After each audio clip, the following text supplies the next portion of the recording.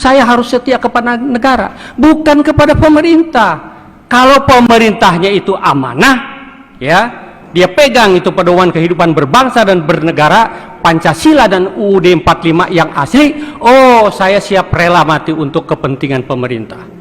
Tetapi manakala pemerintah ini mengakomodasi komunis, kemudian gayanya liberal kapitalis, enggak, saya siap mati untuk itu. Ya kita sudah tahulah situasi negara ini. Kita jangan bohong.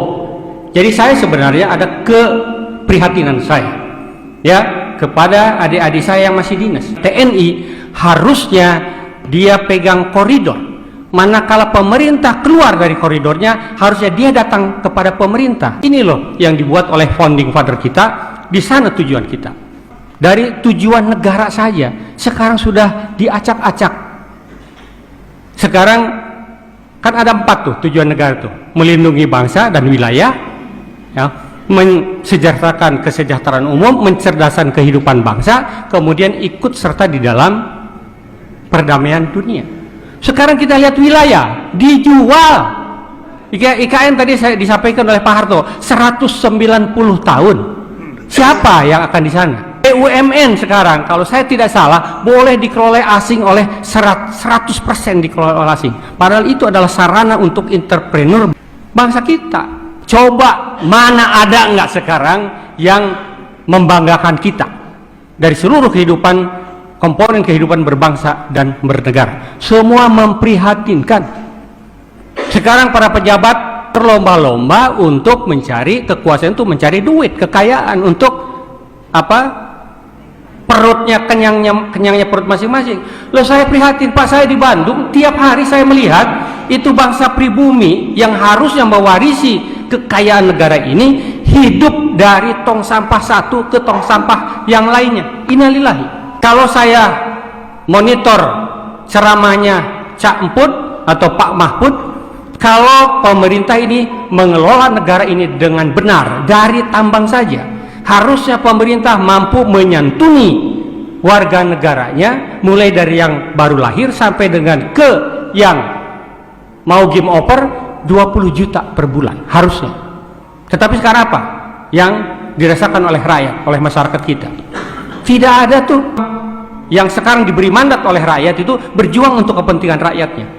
Jadi harta kekayaan negara yang dikelola oleh mereka itu benar-benar berjuang untuk kepentingan rakyatnya. Gak ada.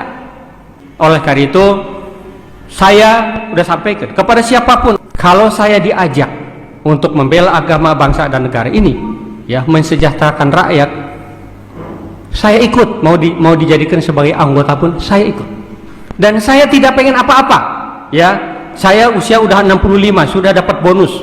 Kita ini udah bawa tanah, nggak pengen apa-apa lagi, tetapi selamatkan anak cucu bangsa ini. Kalau seandainya Undang-Undang Dasar 45 sudah kembali ke aslinya, di situ ada proteksi terhadap pribumi Nusantara. Saya tidak mau seperti Singapura, saya tidak mau seperti Amerika yang Indian itu hilang dari peredaran. Kemudian saya juga tidak mau seperti aborigin di Australia. Yuk kita sama-sama bangun negara ini, tetapi bahwasanya ada resolusi PBB tentang pengakuan terhadap hak-hak masyarakat pribumi. Punten, di dalam UUD 45 itu adendumnya, salah satu saya sarankan untuk pasal 6. Pasal 6 kan presiden adalah orang Indonesia asli. Sekarang kan sudah dirubah. Presiden warga negara Indonesia yang sejak kelahirannya dia berada di Indonesia sudah bisa jadi presiden. Jadi kalau negara X ingin menguasai Indonesia dengan Undang-Undang Dasar 45 palsu, tidak perlu saya invasi.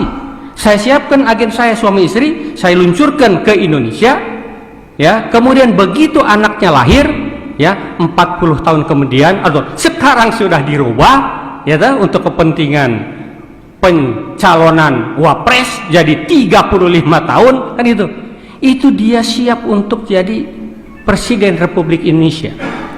Operasi intelijen strategis dengan kekuatan saya jadikan si agen saya jadi warga negara Indonesia, ya. Kemudian dengan kekuatan duit saya pindah kekuatan di sini.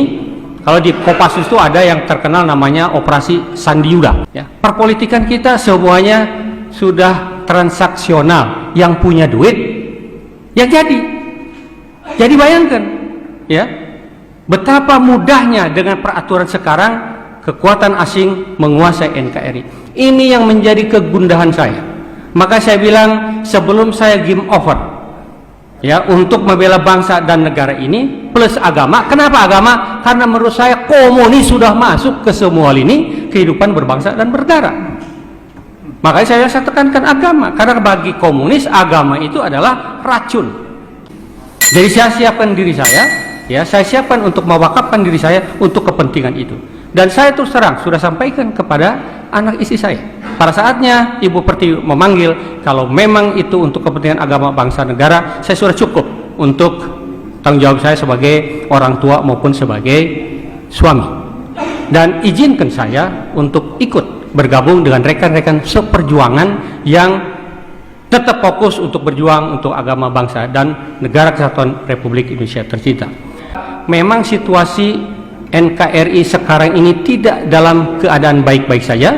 Ibu Pertiwi sedang sakit. Kalau secara normatif sekarang ini pemerintahan semau gue yang berkuasa kok. Secara normatif gak akan bisa digoyang, gak bisa.